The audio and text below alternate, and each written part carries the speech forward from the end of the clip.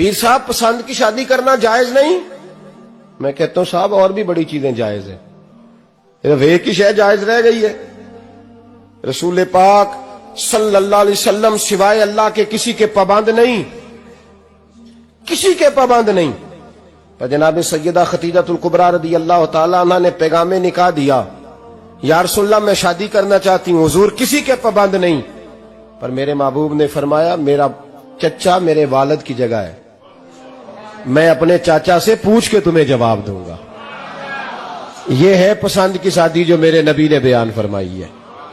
تو سارا کچھ کراس کر کر کے گزر جاتا ہے، یہاں تو حال یہ ہے کہ پالنے والا کوئی اور سائے میں بیٹھنے والا، باغ تیرے دی کر کر راکھی میں ساری عمر گزاری، تو جدوں اے پھل پکن تے آیا تے لے گئے ہور بپاری۔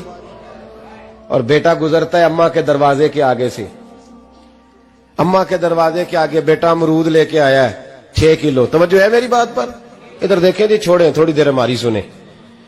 وہ امرود لے کے آیا 5-6 کلو، تو اماں کے دروازے کے قریب سے گزر گیا رات کو، تو کمائی کھانے کا ٹائم آیا نا، تو گزر گیا۔ تو وہ وزیر اعظم سے ڈرتا ہے نا، تو جا کے بی بی سے کہتا ہے بی بی کے حقوق دینا بھی رسول اللہ کی سنت ہے، لیکن یہ کیا بات ہوئی، تو نے بیوی اور ماں کا مقابلہ شروع کرا دیا ہے؟ سمجھ تو صحیح، یہ تیرے لیے کعبے کی جگہ ہے اور تو بیوی کے لیے کعبے کی جگہ ہے، اسے بھی سمجھنا چاہیے، غور کرنا چاہیے۔ 5 کلو امرود لے کے تو ماں کے کمرے کے قریب سے گزر گیا ہے، بی بی کو جا کے کہتا ہے چل آدھا کلو اماں کو بھی دے، اس کے کون سے دانت ہیں، تو پلیٹ میں ڈال کے وہ لائی ہے۔ تو سمجھا ہی نہیں، تو نے غور ہی نہیں کیا۔ بندہ تو وہ ٹھیک نہیں تھا، نپولین، پر کسی نے اس سے پوچھا تھا بتا زندگی میں پیسے لینے کا مزہ کب آیا؟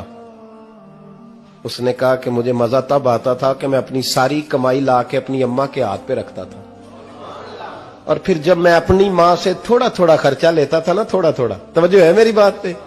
اماں جی 10 روپے دے آج، کہتے جب میں تھوڑا تھوڑا خرچہ لیتا تھا نا، تو مجھے یوں لگتا تھا جیسے میں بادشاہ وقت کے سامنے کھڑا ہوں اور وہ خزانے کا منہ کھول کھول کے مجھے دیتا جا رہا ہے۔ تو اس ذائقے کو سمجھ تو صحیح بھائی، تو اس کو سمجھ تو صحیح بھائی، یاد رکھیں اور غور کریں۔ ماں اور باپ، اور پھر یہ بھی سن لیں، نبی پاک صلی اللہ تعالی علیہ وآلہ وسلم نے ماں باپ کے لیے فرمایا ہما جنتک و نارک، یہی تیری جنت ہے اور یہی تیرے لیے جہنم ہے۔ اگر یہ راضی ہو گئے تو تیرے لیے جنت ہے، ناراض ہو گئے تو چاہے تو ایک 100 پیر کے مزار پہ حاضری دے آ، لیکن جب تک ابا راضی نہیں اتنی دیر تک اللہ راضی۔ یہ حدیث پاک ہے، حضور نے فرمایا جس کے والد راضی اس کا اللہ راضی، اور جس کا باپ ناراض اس کا اللہ۔ ہاں بے شک، اب یہ حدیث